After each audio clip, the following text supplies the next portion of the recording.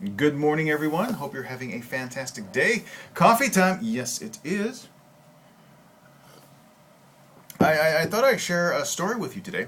One that I'm not sure I've told before, or maybe if I did, it was years and years ago. And this goes back to my collegiate days when I was an undergrad. I want to say 1993 to 1994. Um, I went to Northern Arizona University. Love the school, love Flagstaff, love being up at the Pines. You actually heard me in Tuesday's video. Yeah, Tuesday's video, saying as we were going down Womisan, saying how much being in the pine forest on Womisan made me long for the days of Northern Arizona. Um, so while I was there, I was an RA and then later an RHD, residence hall director. But as one of my things as an RA, I had a program. We were required to do two programs every month. And one of my programs was a poster board. And to set the backdrop of this, at the time, in Flagstaff, you had the Flagstaff Daily Sun, and then you had the Arizona Republic statewide edition as newspapers that you could get. And as a university student, I think it was something along the lines of $20. You could get a 7-day subscription to the Arizona Republic every day for 15 weeks, the length of the semester. Actually, 16 weeks for the length of the semester, which was a smoking deal. Monday through Friday, you got the Saturday Gazette, and then Sunday you got the ginormous paper with all the goodies, the TV guide, the coupons, and whatnot. One thing I found with my students on the floor was that very few took advantage of that, and even fewer paid attention to what was going on in the news. Now, the university had a free cable subscription service, and one of the channels that we got was CNN Headlines News. And this was back way before they changed the format of the show to be more of a news magazine type style show. And it had the same schedule every half hour. Top of the hour was the news, and then you went into financials, and then you went into sports, and then you went into entertainment lifestyle stuff. And that's exactly what it was. And I loved it because I could wake up in the morning, sit down, get the big news stories, and then come back later in the day and get updated. And I loved it. It was fantastic.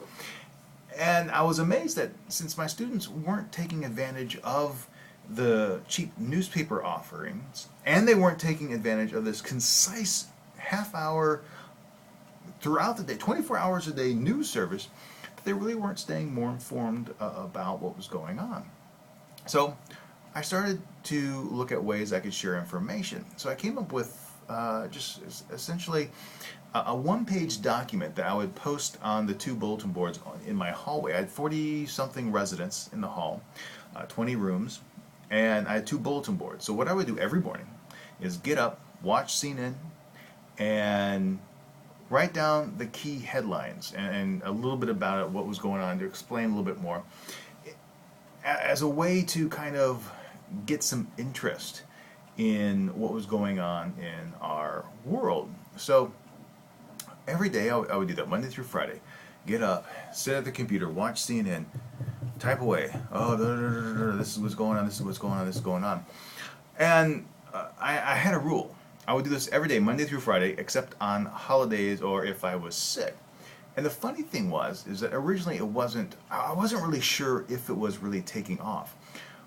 But on a few holidays or like when I was sick, I would get knocks on my door asking me, dude, where's the news? And I had to explain that, I'm sick or it's a holiday, I wanted to sleep in for a change. But it really got me thinking about how to start conversations. And I think that's one of the reasons why I enjoy doing the news on the main channel, is that a lot of times I don't go into like the full story of it. On the podcast, sometimes I would maybe spend 5, 6, 10 minutes on a single story, making for some really long news sections of the podcast. But I try to keep them 1 to 2 minutes. This is what the headline is. This is the situation. Then what do you think about it? Because that's what I love. I love the conversations. I love the conversations that you can have with news, to get people's opinions, to get people talking about the issues. What is good? What is bad? So I'm going to continue to do that. And coming in 2 weeks, uh, I'm going to bring back the news on Sundays with the Chi Ranger podcast. Uh, we've changed the format of Out of Bed with Travis as of this week. So instead of me going in once a week to do a 30-minute travel piece about a single destination, I appear daily now on TBS EFM. And the segments are about 5 minutes long. And during that time period, I focus on one aspect of travel to that region or that destination.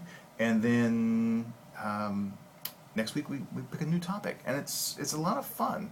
I really do enjoy it. So I'm going to bring back the Chi Ranger podcast. I stopped it because time was short. I didn't know what kind of format I wanted to do, but now I know. So it's going to come back in about 2 weeks, and then I'll have to take a week off because I'm going out of the country. But it's going to come back as a weekly news roundup. I'll continue to do the big stories on the main channel, the breaking news or the big op-ed pieces on there almost every day. But some of the lesser stories that may not warrant that kind of immediate reaction, that need the updating, I'm going to save them for the podcast and record a long 20-30 minute news segment, and then go right into the travel segment. So it's news and travel here in East Asia and Korea. So get ready for that. So that story time, that's what's going on with me. What's going on with you? This is an amazing time in our lives, and I know I can't be the only one having fun. So what fun thing is going on in your life? So be sure to leave a comment down below. And until next time, be awesome.